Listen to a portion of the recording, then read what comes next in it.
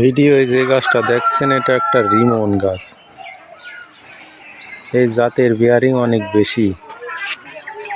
গাছের বয়স মাত্র 1 বছর হয়েছে।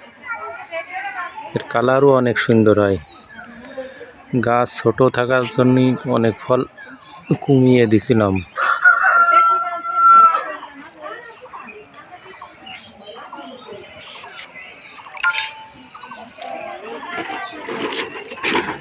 গাছ ছোট অবস্থায় ফল সাইজ একটু ছোট হয়েছে, পরবর্তীতে ঠিক হয়ে যাবে আশা করছি।